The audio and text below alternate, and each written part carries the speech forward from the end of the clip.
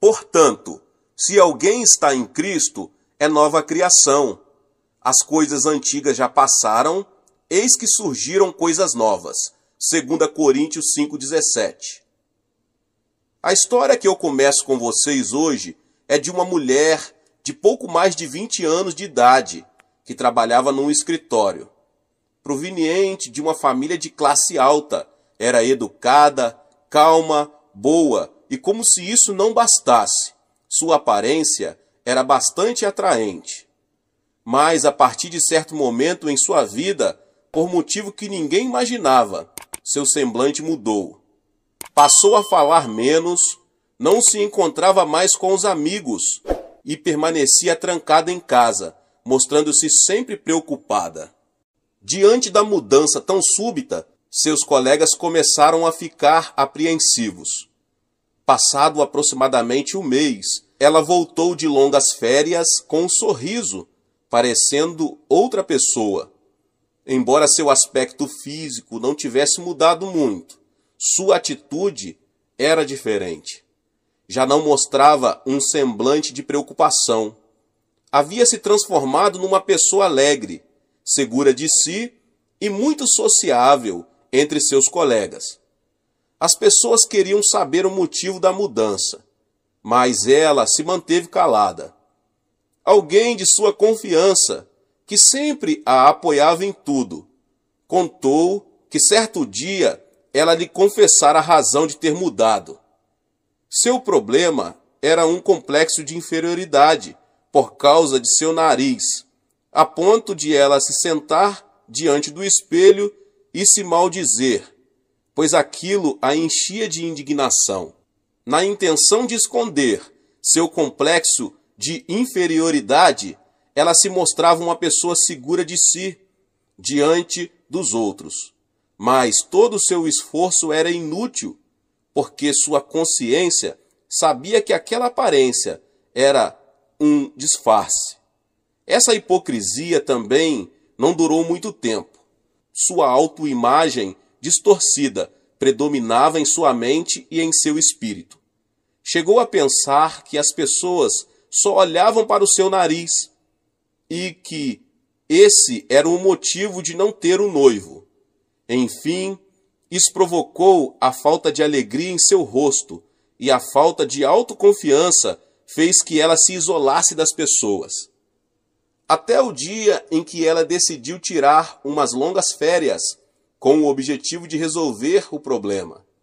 O recurso para curar a enfermidade de seu coração consistia em uma cirurgia estética. Foi a um hospital e submeteu-se a uma cirurgia no nariz. Finalmente, conseguiu seu objetivo. Pensando que seu nariz havia ficado bonito, sua autoimagem deu uma volta de 180 graus. A partir daí, começou a acreditar que conseguira a aparência física sonhada. A ironia, porém, é que a pessoa a quem contara seu segredo não percebeu que ela fizera cirurgia no nariz. A autoimagem daquela mulher podia fazê-la rir ou chorar. Tal como a protagonista dessa história, todos são influenciados em seu modo de pensar e agir pela autoimagem que trazem no coração. A certa altura da história humana, algumas pessoas pretendem compreender a existência do homem, excluindo dessa compreensão o conceito de Deus. Refiro-me aos filósofos existencialistas. A compreensão que tinham do homem era de um ser que não podia sair do abismo da culpa, da condenação e do desespero. De acordo com o filósofo dinamarquês Kierkegaard, a pior enfermidade causadora da morte do homem não é o câncer, mas a perda da identidade, isto é, o desespero de haver perdido a si mesmo. Karl Jaspers afirmou que para o homem existem situações extremas como a morte, a ansiedade, a luta, a culpa e etc. E sua existência consiste em admitir a frustração de tais situações externas. Albert Camus, autor do livro O Estrangeiro, afirmou: para poder viver uma vida absurda, é preciso conhecer a falta de sentido dela. Enfim, o tipo de homem descoberto pelos filósofos existencialistas é um ser que precisa de esperança e vive sem nenhum sentido. Além disso, tem dentro de si uma bomba relógio, que é a morte, e é incapaz de solucionar esse problema. Definitivamente, o homem sem Deus é um homem sem nenhuma esperança. Como o homem é um ser sem esperança, deve haver alguém que venha resgatá-lo. Caso contrário, não existe saída. Em Gênesis 3, 17 ao 19, descreve nitidamente como foi a vida de Adão quando este perdeu a esperança. E ao homem declarou: visto que você deu ouvido à sua mulher e comeu do fruto da árvore, da qual eu lhe ordenara que não comesse, maldita é a terra por sua causa. Com sofrimento você se alimentará dela todos os dias de sua vida. Ela lhe dará espinhos e ervas daninhas, e você terá de alimentar-se das plantas do campo. Com o suor do seu rosto você comerá o seu pão, até que volte à terra, visto que dela foi tirado, porque você é pó, e ao pó voltará. Até aqui, o conceito do homem é semelhante ao dos existencialistas. Adão teve de defrontar-se com a realidade da nudez e da rejeição como consequência do pecado. O que descobriu de si mesmo foi que estava separado da glória de Deus e sentiu-se vergonha por sua nudez, motivo pelo qual escondeu atrás de uma árvore. Além disso, viu-se como a maldição dos espinhos e ervas daninhas, pelo que com suor viu-se obrigado a sobreviver em circunstâncias totalmente desanimadoras. Por último, Adão descobriu que estava destinado à enfermidade e à morte, e que voltaria a ser pó. Como observamos na história de Adão, a Bíblia admite que o homem é um ser sem esperança. A manifestação do pecado fala de um homem que vive no abismo da desesperança.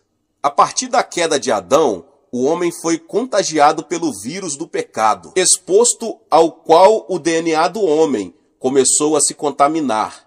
Como consequência disso, ainda hoje pensamos: sou pecador, não me posso livrar do pecado, e minha identidade espiritual é ser escravo do pecado.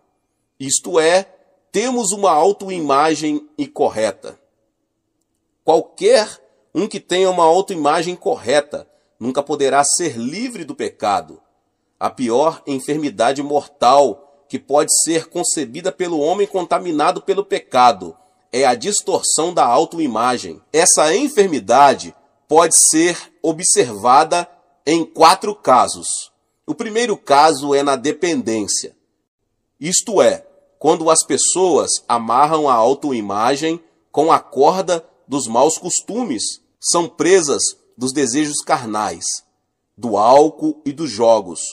A maioria dos que tem uma autoimagem de vício não está preparada para suportar a tentação e a prova do diabo. Eles pensam constantemente: sou um medíocre, sou um mundano, estou preso aos costumes do mundo, não me posso livrar deste mau hábito, e dessa forma transformam-se em dependentes. O segundo caso é na infelicidade. São aquelas pessoas que pensam não merecer o amor dos familiares e dos amigos e, consequentemente, passam a se alienar. Por exemplo, as crianças de rua, em sua maioria, provêm de famílias desestruturadas. A semente da infelicidade é semeada quando os pais se divorciam ou um deles morre prematuramente. Elas não conseguem se libertar da autoimagem que diz: você não merece ser amado, você é inútil. Assim, irrigam a semente da infelicidade e, em geral, terminam destruindo a própria vida. Essas pessoas são negativas e vivem presas ao ódio e à ira. O segundo caso é a debilidade. As pessoas que têm alguma debilidade física tendem a viver sob a ansiedade e a preocupação com a doença. Pensam que não pode ter uma vida saudável pelo fato de serem fisicamente frágeis. Elas pensam: eu já nasci frágil, por isso a enfermidade voltará a qualquer momento. Assim, por causa da autoimagem doentia, perdem a defesa mental e, quando fustigados por alguma doença, perdem imediatamente o ânimo. Essa categoria de pessoas nunca poderá ficar livre da enfermidade. O quarto caso é o no fracasso. Em relação aos outros tipos de autoimagem, talvez seja esse o mais destrutivo. Ao ver sua falta de capacidade, de recursos, de apoio dos outros, a pessoa termina pensando: sou desprezado, estou inserido na classe baixa, sou um lixo. Haja o que houver, vou acabar em fracasso. Sou pobre. Pessoalmente, em visitas ao exterior, pude ver quanto essa categoria de autoimagem é destrutiva.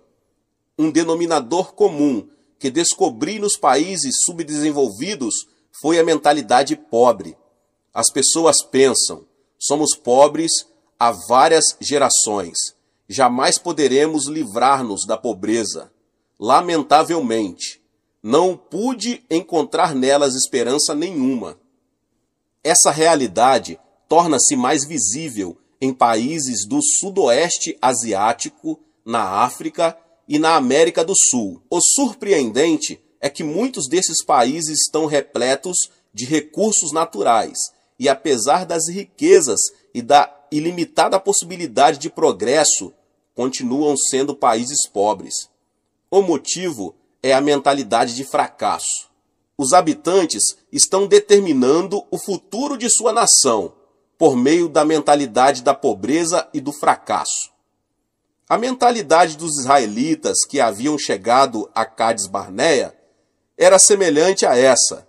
Eles não puderam pisar na terra prometida, a terra dos sonhos, a terra de onde fluía leite e mel, apesar de tê-la exatamente à sua frente.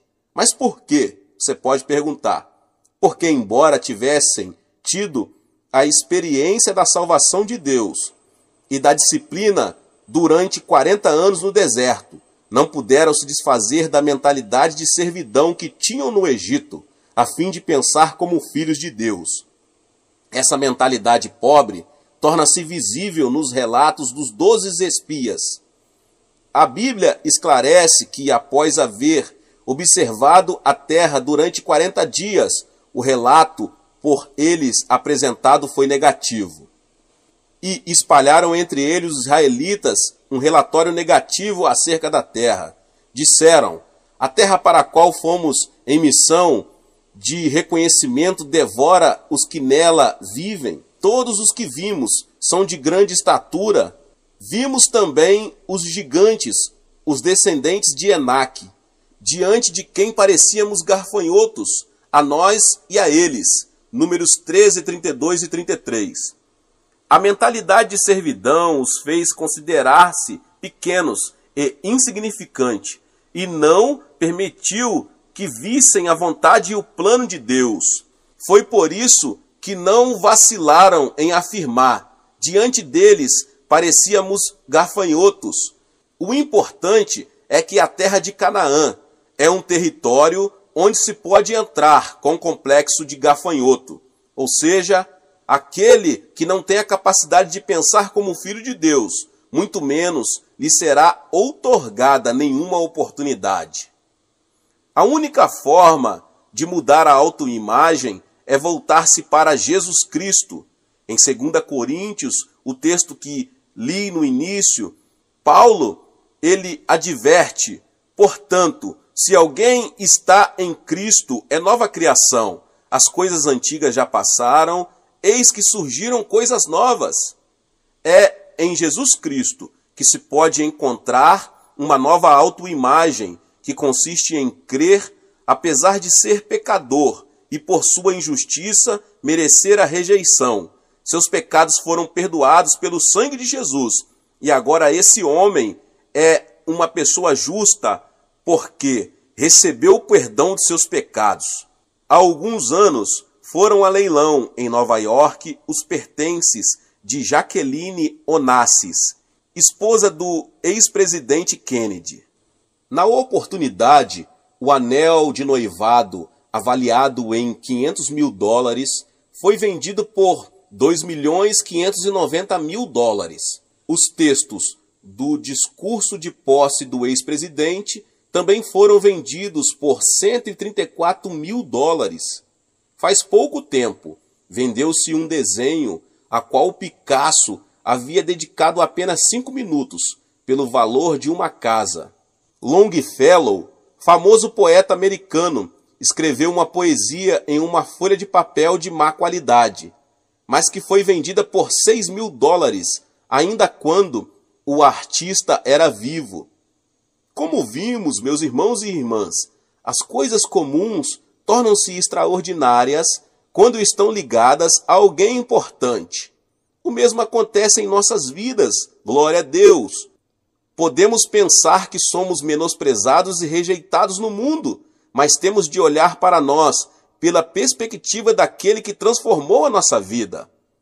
Kim Dae-do foi um coreano que assassinou 16 pessoas.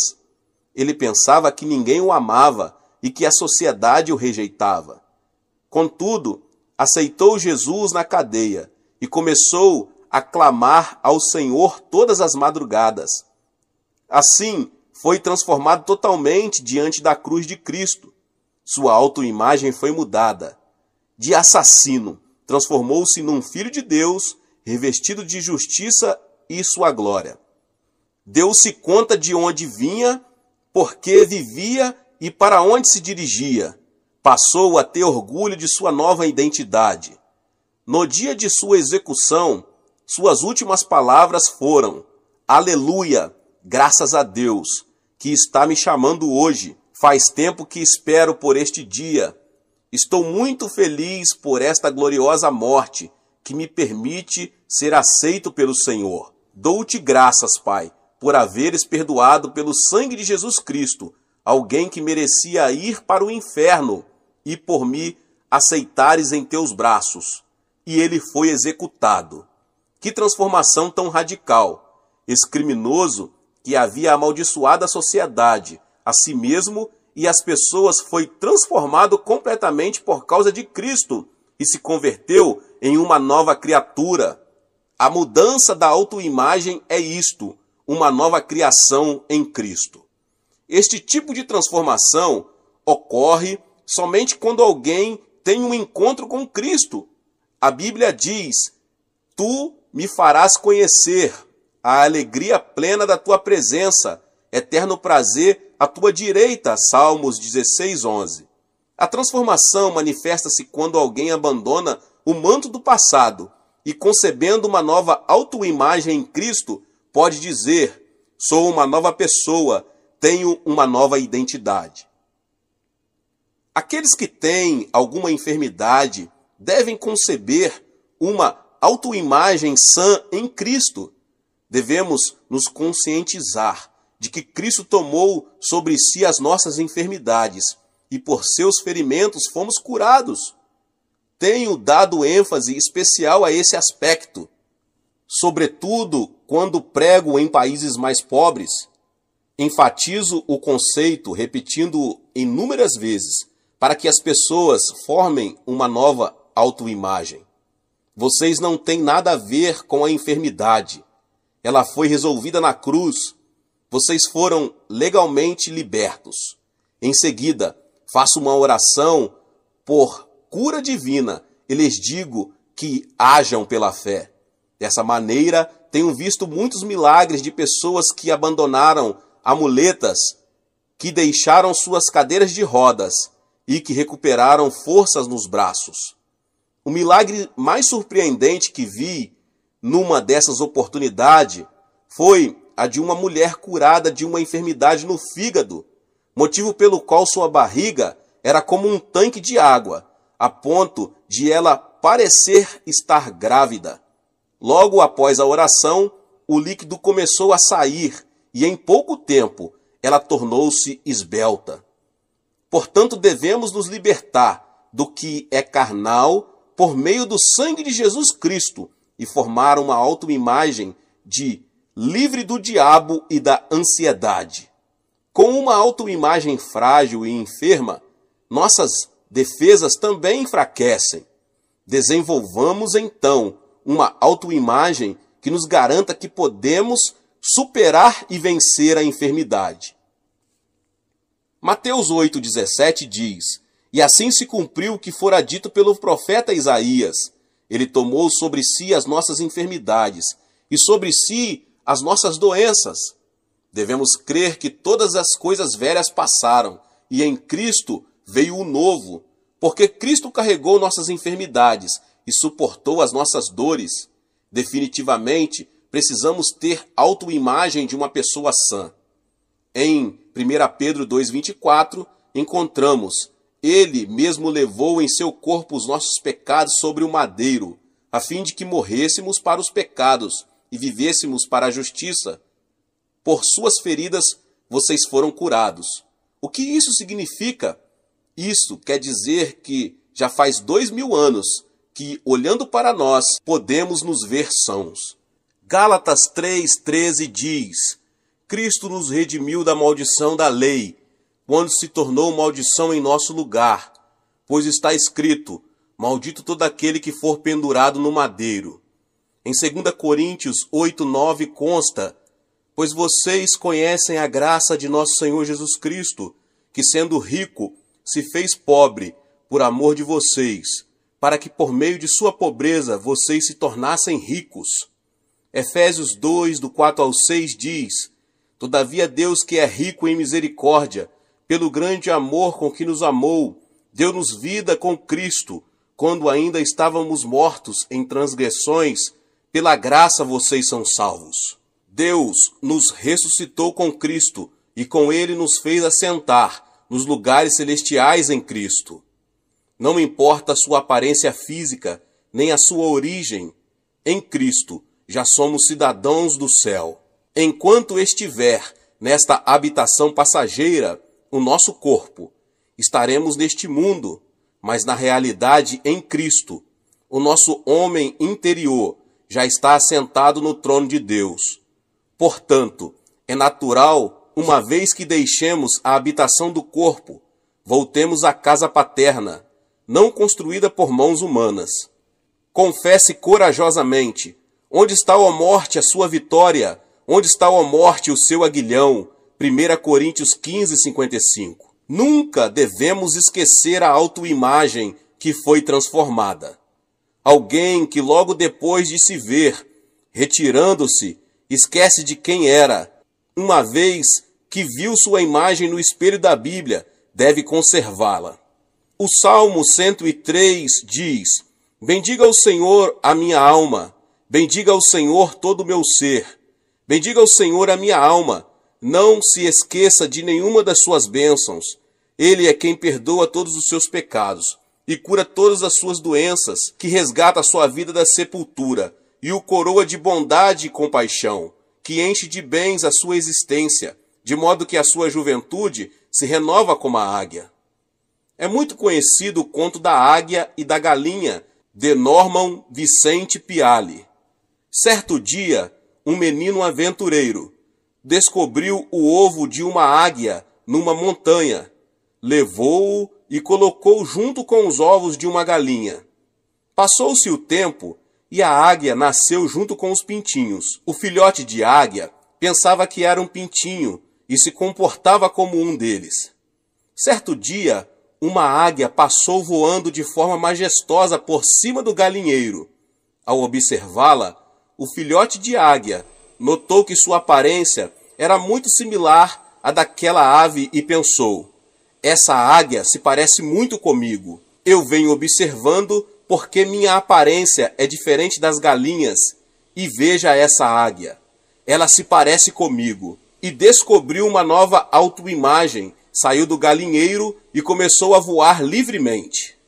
Nós não somos o que éramos.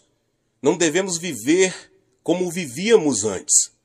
Devemos nos ver na cruz e descobrir a nova imagem que Deus concebeu em Cristo.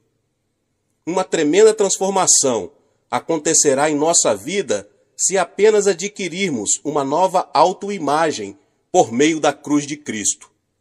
Para ter uma nova autoimagem, devemos nos ver com os olhos de Deus. Devemos nos aceitar e nos amar como somos. Quem não se aceita e não se ama, jamais poderá conceber o pensamento de Deus. Portanto, primeiro você deve se apegar à sua nova identidade. Robert Schuller disse: muitos se castigam. E ele explicou que devemos nos amar, porque fomos salvos pelo sangue de Jesus. É disso que trata a autoimagem. Ou seja, primeiro é necessário que a pessoa se ame, para depois poder amar os outros.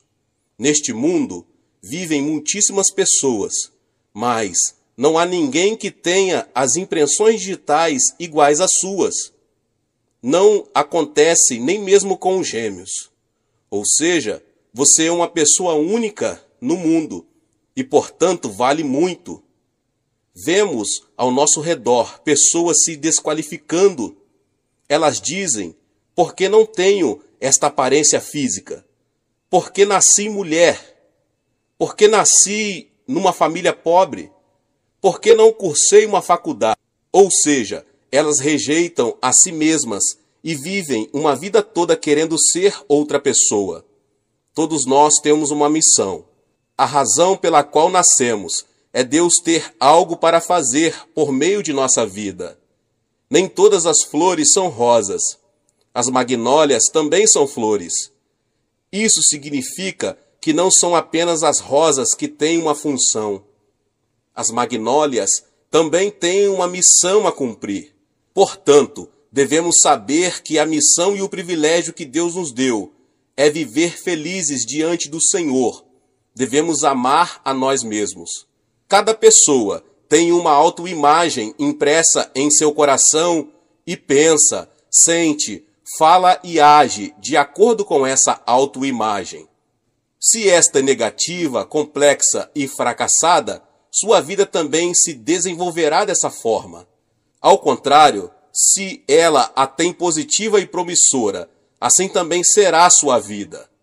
É preciso saber que o êxito e o fracasso estão na autoimagem interior, não na aparência exterior. Portanto, devemos nos aproximar da cruz de Cristo para conseguir essa autoimagem que foi comprada e desenhada com sangue. Temos de ver a cruz, abraçar a cruz e aceitar a nova imagem que Deus nos dá. Quando a nossa maneira de ver a nós mesmos se alinhar com a perspectiva de Deus, podemos nos ver com o amor de Deus. Podemos descobrir a felicidade que tanto desejamos se apenas tomarmos para nós a perspectiva de Deus, que nos vê e nos aceita como somos. Deus abençoe a cada um que ouviu essa palavra. Se você ainda não é inscrito aqui no canal, se inscreva no canal e ative o sininho das notificações para você não perder todos os vídeos que são postados aqui todos os dias. Deixe também o seu like e não se esqueça de compartilhar essa palavra com as pessoas que você mais ama. Deus te abençoe e nos vemos nos próximos vídeos. Amém.